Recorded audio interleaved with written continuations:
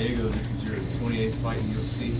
Still got it. How's it feel right now? Feels great, 28th fight, not including the fights on Ultimate Fighter, but 28th, 28th's a good number, and that's almost about how many pounds he had me by after the fight.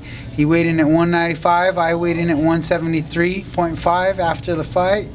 22 pounds I was at a deficit, but it ain't the size of the dog, it's the fight in the dog, and I have a lot left in me. Diego, yesterday he kissed you on the nose at the weigh-ins. What was kind of your reaction to that, and did it kind of fire you up more for today? I've been getting asked this a lot, and I had a lot of my friends text messaging me being like, Diego, he's just trying to get in your head. He's just trying to get in your head. Just stick to your game plan. And I was like, honestly, he did me a favor.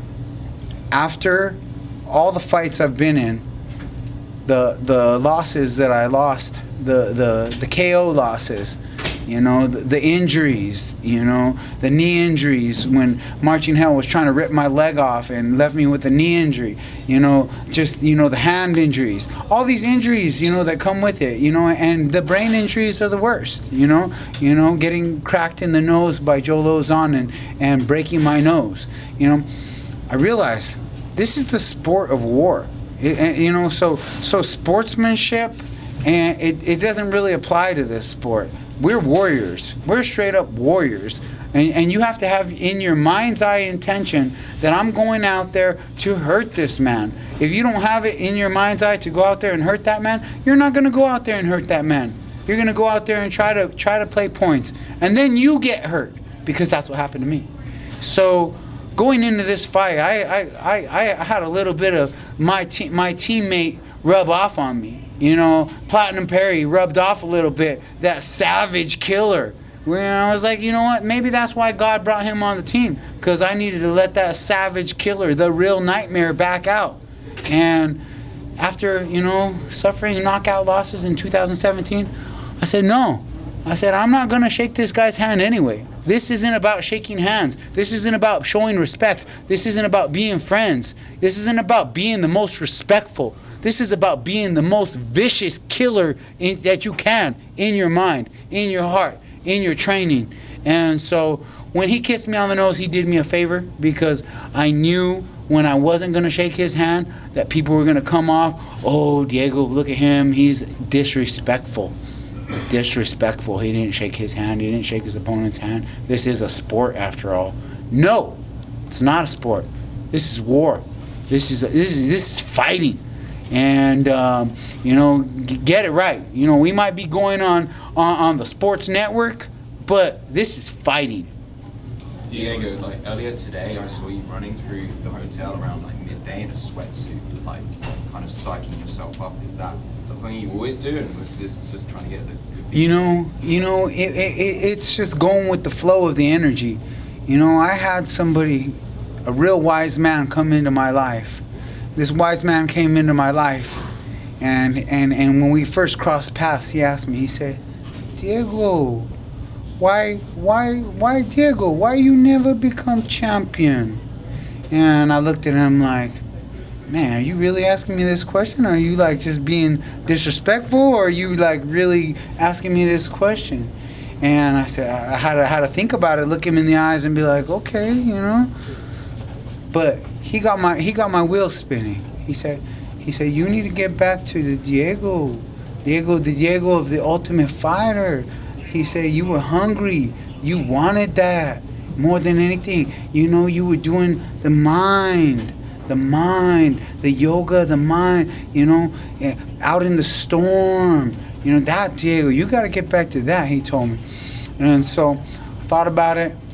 I didn't see him till the next time. Next time I saw him, he had another question for me. He said, Diego, who's the greatest warrior of all time? And I said, oh man, I'm not gonna let him mess me up on this question this time, because he got me last time. He really mentally wrecked me. I'm coming with my A game on this answer. I was like, had to be David. He killed thousands, tens of thousands. Had to be David. He said, no man, it's Jesus. He win the real fight. I'm like, man, he got me again. But anyways, to make a long story short, you know, I was getting back to me being Diego.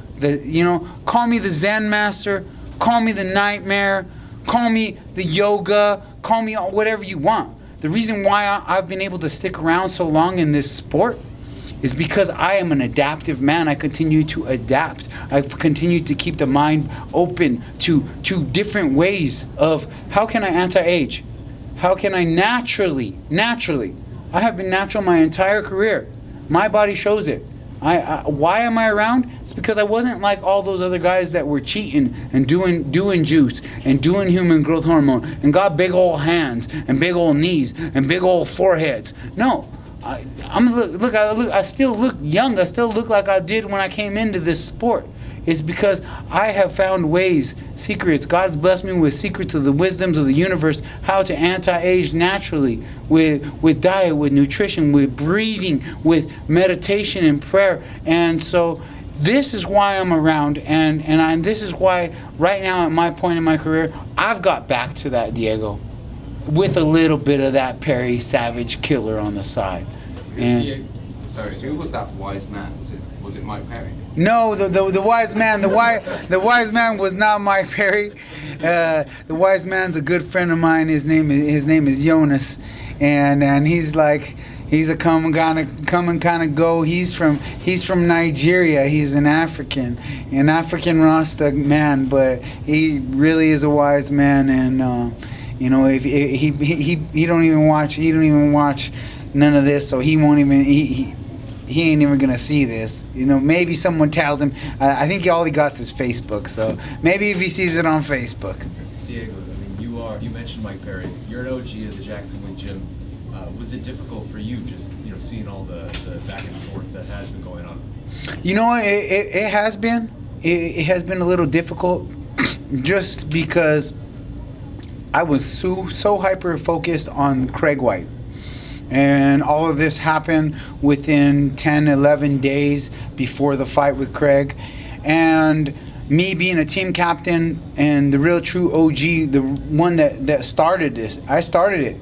I opened the door to UFC, to Greg, to the original Jacksons before Cowboy was ever around.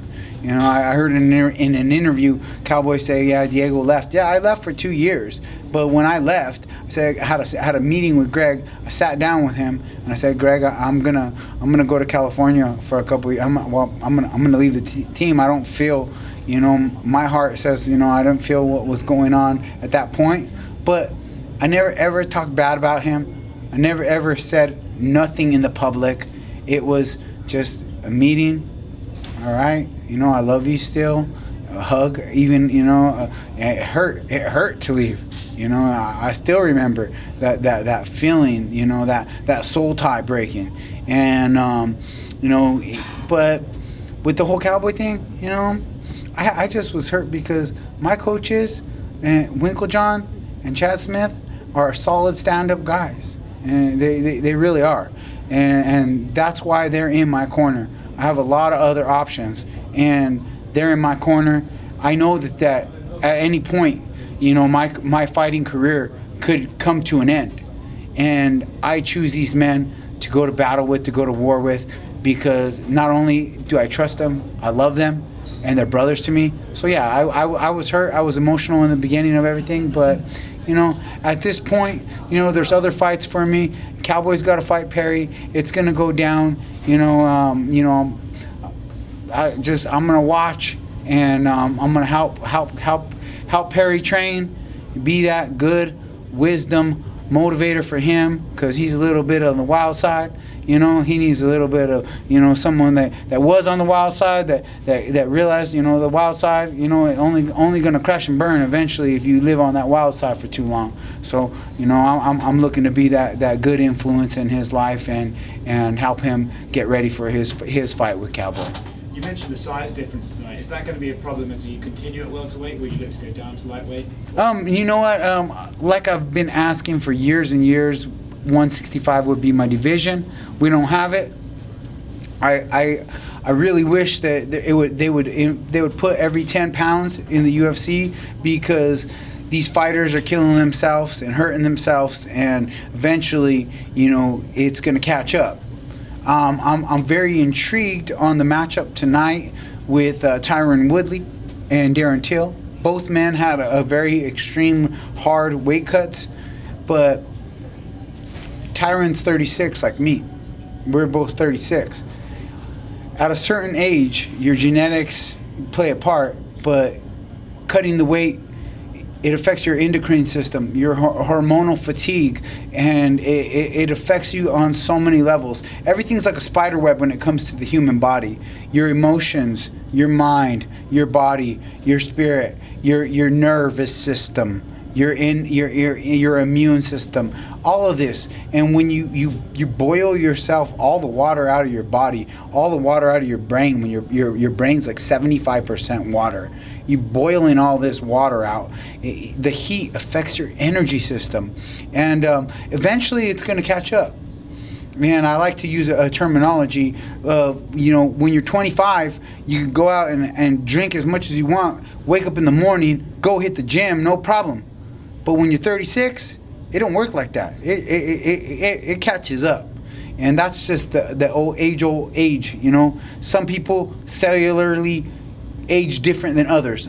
Me, I'm a specimen. I'm like the Iceman Wim Hof. I tell you, like I'm doing the alien stuff. Like I'm breaking into inject me with some E. coli and I'll show you. Like straight up. Like I'm looking to be a superhuman. I've been training it for 15 years since I watched Rickson Gracie, who was on choke, and he was in the water in out there in Japan, and it was freezing, and he didn't want to. His wife said, "No, you're gonna get sick." He said, "No, it's the energy, and everything is energy." And he knew that way back then.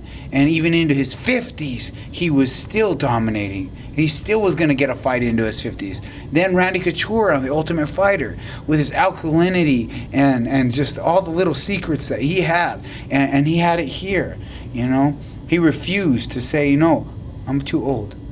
If that's the first step, is saying, "No, I'm not old."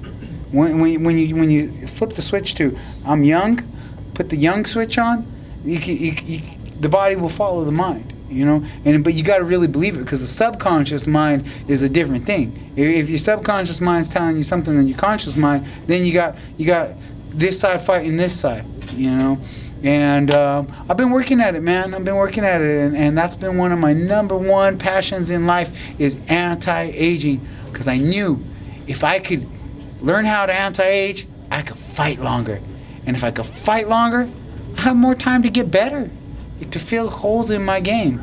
And I didn't get to show you some of the holes that I filled because the guy was such a big, tall monster. But I've evolved the kick game, and we're gonna work on closing the distance a little better next time. But I not really hurt. I'm not hurt right now. It got me with an up kick to the side of the temple, but this pit bull jaw right here, it's all good. Like it's nothing. I'm healthy. Recently, last month, Tough Season 1 got together for a reunion of sorts. How did that go? It was awesome. Love all those guys. The energy was exceptional. All these guys basically were just so happy for each other, because what we all learned on that show was, I might have been the only one, me and Forrest, that got crowned the Ultimate Fighter, but every one of those men on that show learned how to be an ultimate fighter of life, and every single one of those guys is doing good, and no one is dead, no one is sick. And we were just all happy to see each other. Some more successful than others, but success is in the mind. Success is you could be rich in a lot of ways, not just money. And all of us Ultimate Fighters were rich when we were hanging out with each other, happy for each other. The only one that didn't show up was Koscheck, and he said, "If you ain't gonna pay me, I ain't gonna come." So he decided not to make it, and it was unfortunate. I was looking forward to seeing him. What surprised you the most after seeing everybody? it was just really cool to sit down with Mike Swick. He came all the way back from Thailand. He lives in Thailand now. He runs AKA Thailand. And Mike Swick's like, Diego, I tried so hard to be the last man standing, but you got me. You're the last man standing. And he gave me my props, said, you're the last man standing. I said, yes, I am. I'm the longest lasting, the last man standing. And you can put that on a meme.